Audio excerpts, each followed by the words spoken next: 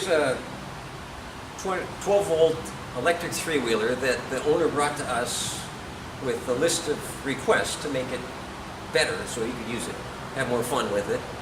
And it ended up being our first wheeled mobility device that we modified for off-road use. And we'll go through and show you more details of what the modifications were and how we made this so he and his wife could enjoy it. Lots of fun. One of the issues the owner was frustrated with is these tires. It's a street tread. It's smooth, and he liked to use it in the park with his wife, and they get stuck. There's very little traction on wet grass. So it was quite a search. First we called the manufacturer, and they said no other size, no other tire available. So then we had to do an internet search, and the only tire we found was a rather aggressive, but it worked just fine.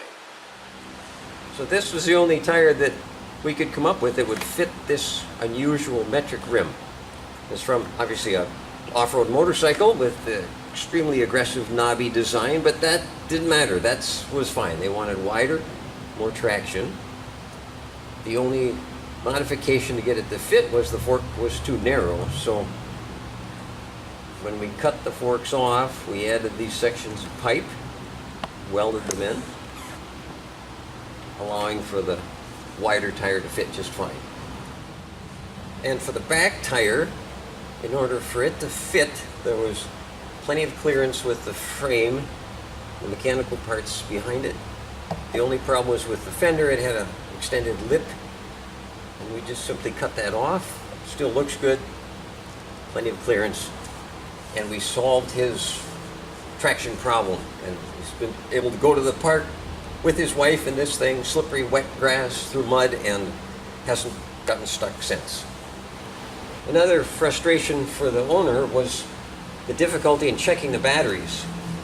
In order to even look at them, you had to remove the seat, which is rather heavy for someone who's full strength, and then the cover was able to be lifted up and check the batteries. So we went ahead and modified that so it was much easier for him to check the batteries.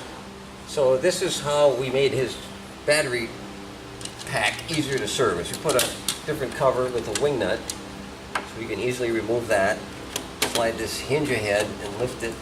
The cover slides off, and then from the front and the back he can visually check if there's corrosion, clean it, and he can check the water level.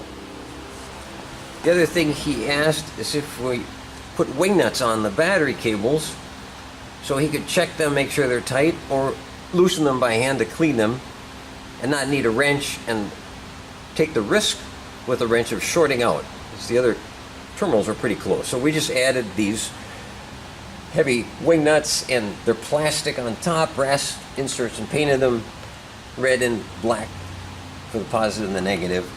So now he can service his batteries, check the terminal tightness without any tools. One of the other requests he had was to see if we could make the brakes easier to operate. So it's a cable system with a lever at the handlebars like a bicycle handbrake.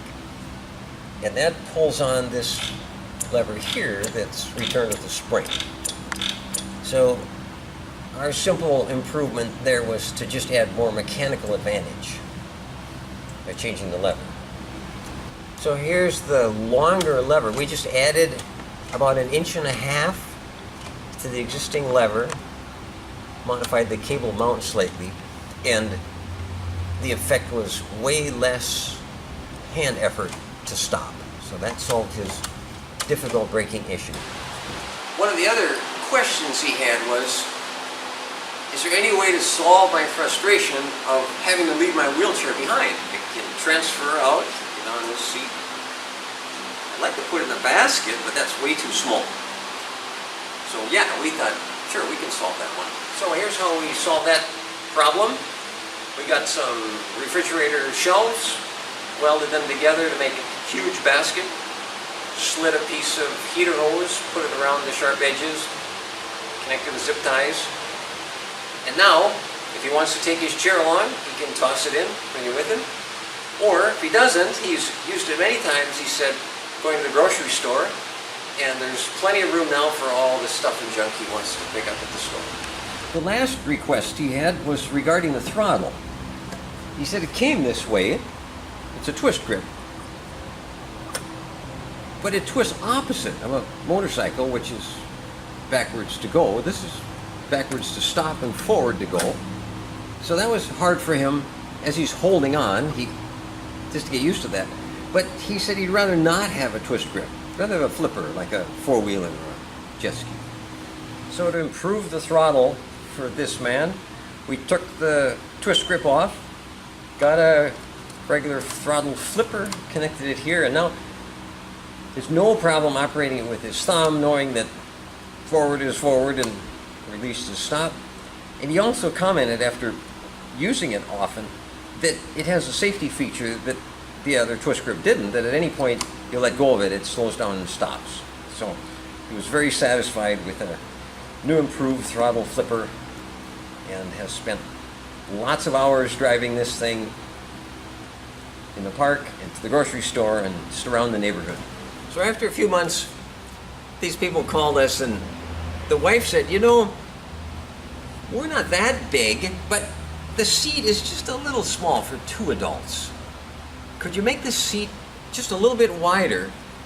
So they brought it over and we thought, oh boy, we don't know, we're not upholsterers, we'd have to make a new board on the bottom and a fancy new thing here. And we talked to the upholstery shop and they said, yeah, they could do it, but one of the guys said, hey, we have so many donated wheelchairs that are broken and they have nice armrests.